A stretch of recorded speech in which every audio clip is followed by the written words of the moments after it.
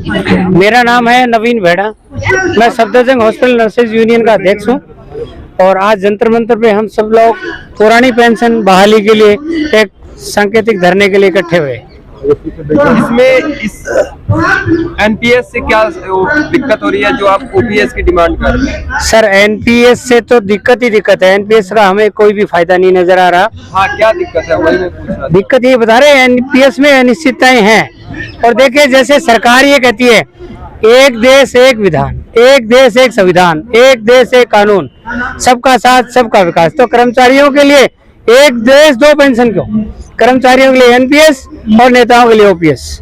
तो ये जो दोगली बातें हैं ये कर्मचारी कभी बर्दाश्त नहीं करेगा। सबके लिए ओपीएस बहाल करो, ये कर्मचारियों की डिमांड है। ओपीएस बहाल करें, ओपीएस बहाल करें, बहाल करो, बहाल करो, ओपीएस बहाल करो। मैम क्या नाम है आपका? आप एक छात्रा लग रही है, तो आप यहाँ पे आई है, इससे क्या मतलब? मेरा नाम कविता है, मैं सफदरजंग नर्सिंग ऑफिसर हूँ।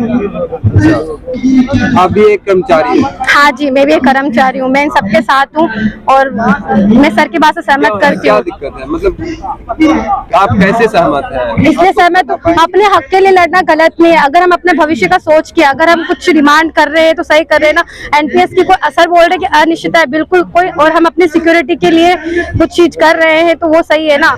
अनिश्चितता कभी, जैसे क्राइसिस था, कोरोना आ गया, किसी ने नहीं देखा, तो अगर आपातकालीन ऐसी जैसी चीजें आ जाती क्राइसिस, तो उस चीज को मद्देनजर रखते हुए अगर हम अपने जमा पूंजी या हम अपनी सुरक्षा को करते हैं तो ये हमारा अधिकार भी है और हमें हक के लिए लड़ना चाहिए, तो हम वही कर रहे हैं। तो आपकी क्या मांगे है और क्यों? सर ओपीएस चाहिए हमें। ये जो ओपीएस है, ओपीएस से क्या फायदा है, मतलब आप क्यों मांग कर रहे हैं? ओपीएस भविष्य में एक निश्चितता को निर्धारित करता है और बुढ़ापे का भी हमारा एकमात्र 1/4 सहारा है।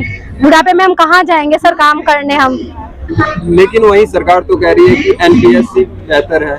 अच्छा, तो सरकार ने खुद पे लागू नहीं किया ना, सरकार ने खुद पे लागू नहीं किया। अगर इतना बेहतर है तो सब पे अप्लाई होना चाहिए ना, सिर्फ हम पर कुछ लिमिटेड अधिकारियों पे ही क्यों, या पर्टिकुलर स्टेट में ही क्यों? अगर अच्छा है, बेनिफिट है तो सबके लिए लागू होना चाहिए ना। देखिए जो कर्मचारियों की पुरानी पेंशन की जो मांग है, जैसे 2004 में जब सरकार ने शुरू करी गई थी तो जो फाइनेंस एक्सपर्ट जो लोग थे उन्होंने कर्मचारियों को इस तरीके से प्रेजेंट कर दी कि आपके लिए बहुत लाभदायक है। लेकिन अब जैसे जैसे इसमें लोग रिटायर होने लगे तो जिस कर्मचारी की लास्ट तनख्वाह 50,000 थी, जो रिटायर हो रहा उसको पेंशन मिल रही 1200 रुपये। अब सोचिए 1200 रुपये में आज मोबाइल का रिचार्ज नहीं होता, आदमी अपनी जिंदगी कैसे चलाएगा? बिना पैसे के कुछ नहीं है, बिना अर्थ कुछ नहीं चलता। तो कर्मचारियों ने एक डिमांड शुरू करी है और उसमें कर्मचारियों के लिए अच्छे संकेत भी प्राप्त हुए हैं। लगभग 5 राज्यों ने पुरानी पेंशन बहाल कर दी, जिससे कर्मचारियों में एक जोश आया है कि उन्होंने मांग करी है तो उनका मांग मानी जा रही है। तो ये केंद्र पे 2024 में केंद्र सरकार पे दबाव रहेगा, जो कर्मचारियों के हित की बात सुनेगा कर्मचारी उसका साथ देंगे।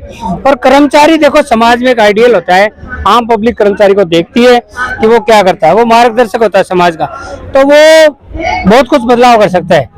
और लोकतंत्र में देखो वोट में बहुत बड़ी ताकत है। वोट के बल पे कर्मचारी अपना दबाव बना के और अपने हक की लड़ाई, जो अपना अधिकार है वो मांग रहा है। कर्मचारी कोई भीख नहीं मांग रहा, अपना अधिकार मांग रहा है। आपके साथ और कितने संगठन हैं? जितने भी कर्मचारी संगठन हैं दिल्ली में, केंद्र के, स्टेट के, राज्यों के सभी कर्मचारी संगठनों की ये मांग है कि पुरानी पेंशन की बहाली की जाए।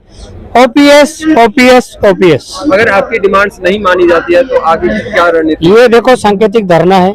हमने यहाँ पे एक सरकार से परमिशन मांगी थी कि हम रोज करेंगे इसको, लेकिन हमें उसकी इजाजत नहीं दी गई है। तो उसको देखते हुए जो हमारे संगठन है सब बैठ के आगे की रणनीति तय करेंगे। अगर बात नहीं मानी जाएगी, आज एक दिन का है, तो कंटिन्यू करेंगे, रैलियां होंगी, सड़कों पे उतरेंगे, अपने अधिकारों के लिए जो कर सकते हैं वो सब कुछ करेंगे। और आपने अभी अभी कहा है कि मतलब सरकार ने आगे धरना करने से मना किया है रेगुलर, तो आप फिर आगे तो नहीं कर पाएंगे? नहीं, आज मना कर दिया तो देखो सरकार ने तो हमें एनपीएस दे दिया, इसका मतलब ओपीएस मांगे ना। एक बार मना करने से थोड़ी आप अधिकार की लड़ाई नहीं लड़ सकते, उसके दूसरे विकल्प सोचे जाएंगे।